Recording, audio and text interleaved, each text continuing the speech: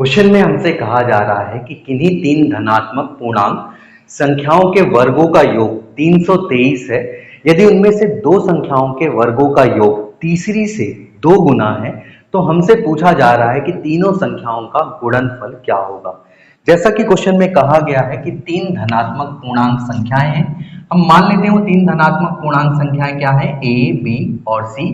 और हमसे कहा जा रहा है तीनों धनात्मक पूर्णांक संख्याओं के वर्गों का योग, it means a square plus b square plus c square बराबर है 323 के। और हमसे कहा जा रहा है यदि इनमें से दो धनात्मक संख्याओं के वर्गों का योग तीसरी संख्या से 2 गुना है, इट मीन्स हम कह सकते हैं ए स्क्वायर प्लस बी स्क्वायर बराबर है 2c के। और यहाँ पर सी स्क्वायर एज इट इज रख रहे होंगे तो ये इनका जो सम होगा वो इक्वल होगा 323 के बराबर। और अगर हम यहाँ से c को कॉमन ले लें तो हमें मिलेगा 2 प्लस सी इंटू में, और ये इक्वल होगा 323 के। और अगर हम इसे अच्छे से लिख दें तो हम इसे लिख सकते हैं c into c plus 2 equal to 323। अब आप देख पा रहे होंगे यहाँ पर कि दो संख्याएं हैं जिनके बीच का अंतर कितना है, मात्र 2 है।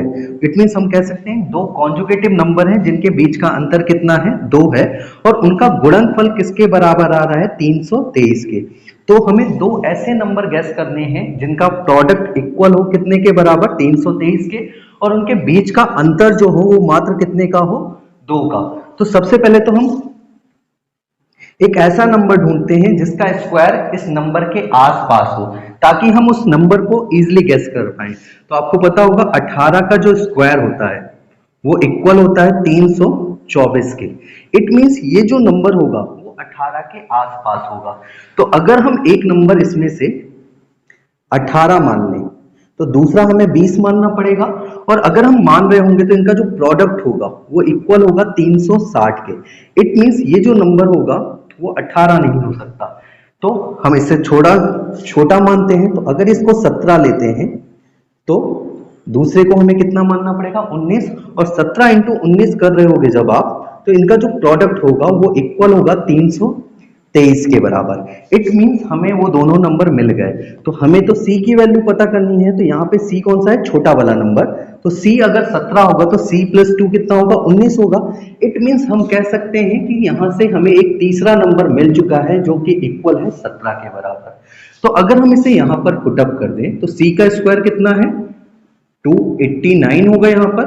और a square plus b square को एज इट इज रख रहे होंगे तो हम कह सकते हैं a square plus b square plus 289 equal होगा 323 के बराबर। अगर हम इसे उधर ले जाएं तो हम कह सकते हैं a square plus b square बराबर होगा 323 माइनस 289 के बराबर।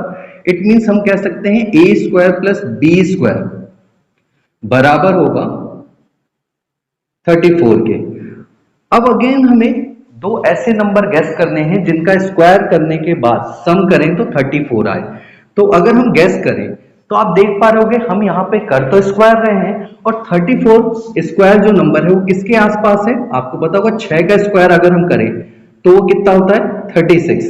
जबकि यहाँ पर तो दो नंबर है, इट मीन्स ये दोनों जो नंबर होंगे वो 6 से तो छोटे ही होंगे।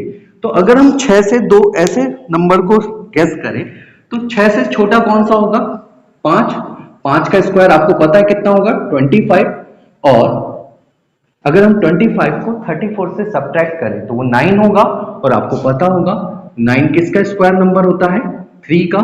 इट मींस हम कह सकते हैं हमें वो दो नंबर मिल चुके हैं जिनके वर्गों का योग कितना है, 34 है। एक तो उसमें से एक नंबर क्या है, 5 के बराबर है, और दूसरा नंबर जो है वो बराबर है किसके, 3 के।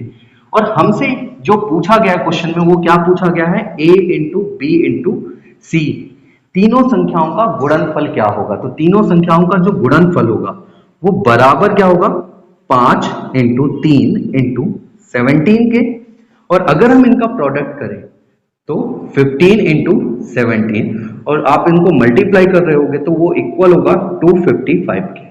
और इस क्वेश्चन में हमसे यही पूछा गया था।